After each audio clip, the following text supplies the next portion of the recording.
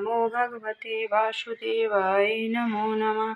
शान्ताकारं भुजगशयनं पद्मनाभं सुरेशरं विश्वोदरं गगनसदृशं मेघवर्णं शुभाङ्गं कमलनयनं योगिविद्यानगम्यं वन्दे विष्णुभवभयहरं सर्वलोकैकनाथम्।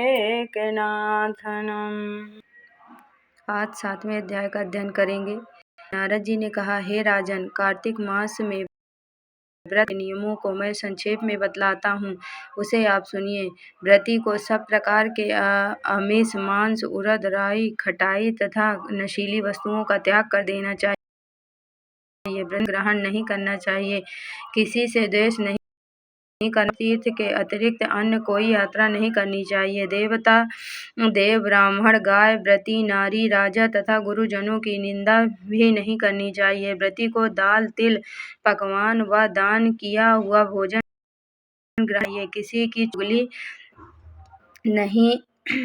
चुगली या निंदा भी नहीं करनी चाहिए। किसी भी जीव का मांस नहीं छूना चाहिए। पान, कत्था, चूना, नींबू, मसूर, बासी तथा जूठे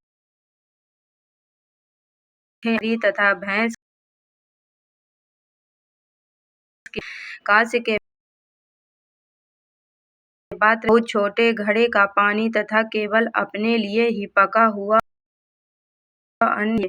कार्तिक माह का व्रत करने वाले मनुष्य को सदैव ब्रह्मचार्य का पालन करना चाहिए। उसे धरती पर सोना चाहिए और दिन के चौथे पहर में केवल एक बार पत्तल में भोजन करना चाहिए। व्रती कार्तिक माह में नरक चतुर्दशी, जिसे छोटी दिवाली भी कहते हैं, उसी के दिन बस शरीर में तेल लगा सकते हैं। कार्तिक माह में व्रत करने वाले मनुष्य को सिंघाड़ा, प्याज, मट्ठा, गाजर, मूली, काशी फल, लौकी, तरबूज इन वस्तुओं का प्रयोग नहीं करना चाहिए। राजसुला, चंडाल, पापी, क्लेच्छ, पतित, व्रतहीन, ब्राह्मण द्रोही और नास्तिकों से बातचीत। भगवान विष्णु को प्रसन्न करने के लिए अपनी शक्ति अनुसार चंद्रायण आदि का व्रत करना चाहिए। ये नियमों का पालन करें। व्रती को प्रतिपदा को कुमड़ा, द्वितीया को कटोतारुणी, स्त्री चतुर्थी को मूली, पंचमी को बेल, षष्ठी को तरबूज, सप्तमी को आंवला, अष्टमी को नारियल, नवमी को मूली, दशमी को लौकी, एकादशी को परवल, द्वादशी को बेर, त्रयोदशी को मट्ठा, चतुर्दशी को गाजर तथा पूर्णिमा को शाक का प्रयोग नहीं करना चाहिए। रविवार को आंवला का प्रयोग नहीं करना चाहिए। कार्तिक माह में व्रत करने वाला मनुष्य यदि इन शाकों में से किसी एक शाक का सेवन करना चाहे तो पहले ब्राह्मण को देखकर ग्रहण करे। यही विधान माघ माह देवोत्थानी एकादशी में पहले कही गई विधि के अनुसार नृत्य, जागरण, गायन, वादन आदि करना चाहिए। इसको विधि पूर्वक करने वाले मनुष्य को देखकर यमदूत ऐसे भाग जाते हैं जैसे सिंह को गर्जना से हाथी भाग जाते हैं।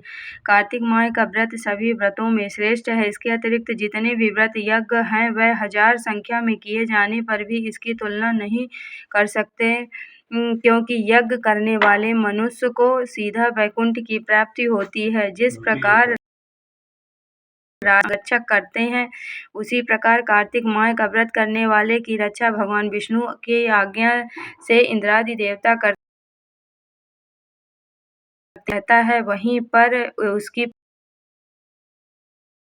पूजा वास स्थान पर भूत पिशाच आदि कोई भी नहीं रह पाते हैं। विधि पूर्वक कार्तिक व्रत करने वाले मनुष्यों के पुण्यों का वर्णन करने में ब्रह्मा जी भी असमर्थ है। यह व्रत सभी पापों को नष्ट करने वाला और धन्य धान की वृद्धि करने वाला है।